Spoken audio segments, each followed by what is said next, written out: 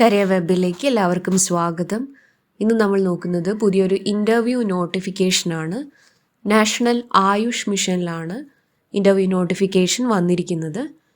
ഫെബ്രുവരി 17 notification publish ചെയ്തത്. 2 പോസ്റ്റിലേക്കാണ് interview നടക്കുന്നത്. Procurement officer and campus manager. Detail ആയിട്ട് നമുക്ക് നോക്കാം. Walk in interview for various post. Contract basis ജോബാണ്. First one procurement officer. ഒരു വാക്കൻസിയാണ് നിലവിൽ റിപ്പോർട്ട് ചെയ്തിരിക്കുന്നത്. Eligibility criteria: qualification MBA or equivalent, IT or computer knowledge, MS ഓഫീസിൽ നോളജ് ഉണ്ടായിരിക്കണം. ഏജ് ലിമിറ്റ് 40 വയസ്സാണ് പറഞ്ഞിരിക്കുന്നത്. കാൽക്കുലേറ്റ് ചെയ്യുന്നത് മാർച്ച് 1 ബേസ് ചെയ്തിട്ടാണ്. Relaxation in age limit will be given to candidates having experience in government mission or project. Relaxation ഉണ്ടായിരിക്കും experience ഉള്ളവർക്ക്. Government mission or പ്രൊജക്റ്റിൽ experience ഉള്ളവർക്ക് റിലാക്സേഷൻ ഉണ്ടായിരിക്കും. കൺസോളിഡേറ്റഡ് പേ 40,000 ആണ് പറയുന്നത്.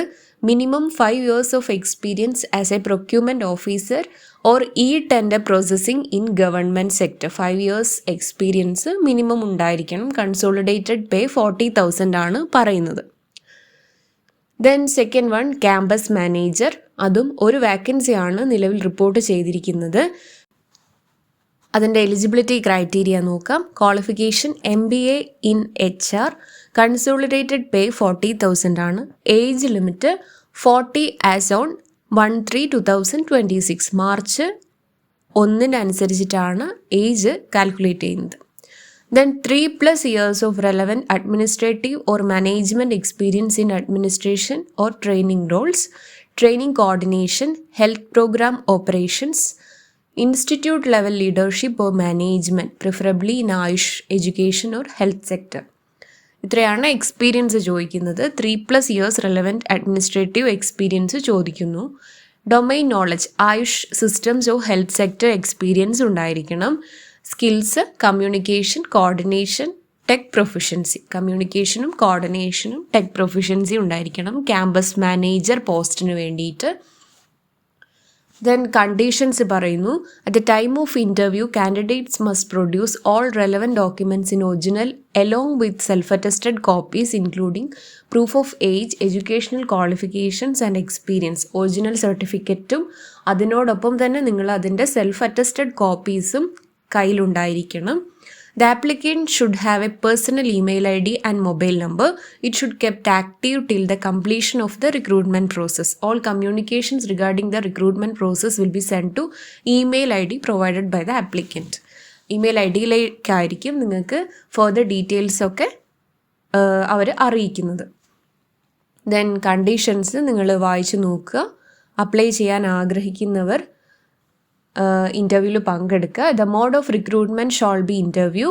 In case if there is 20 or more applicants for a particular post, written test will be conducted along with interview. 20 കൂടുതൽ applicants ഒരു പോസ്റ്റിന് ഉണ്ടായിരിക്കുകയാണെങ്കിൽ അവർ ഇൻ്റർവ്യൂ ഒപ്പം തന്നെ ഒരു റിട്ടേൺ ടെസ്റ്റും കണ്ടക്ട് ചെയ്യും എന്ന് പറയുന്നു.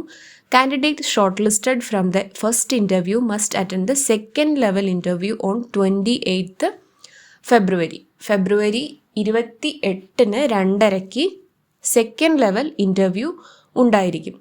ഫസ്റ്റ് ലെവൽ ഇൻ്റർവ്യൂ അവർ ഷെഡ്യൂൾ ചെയ്തിരിക്കുന്നത് 27 അതിൻ്റെ ഡീറ്റെയിൽസ് താഴെ പറയുന്നുണ്ട്. Second level interview, first level qualify ചെയ്തവർക്ക് സെക്കൻഡ് ലെവൽ ഇൻ്റർവ്യൂ ഉണ്ടായിരിക്കും. അത് 28 പിറ്റേന്നാണ് നടക്കുന്നത്. Okay, walk in interview date and time നമുക്ക് നോക്കാം. ഫെബ്രുവരി 27 മോർണിംഗ് 9:30 AM ഇൻ്റർവ്യൂ നടക്കുന്നത്.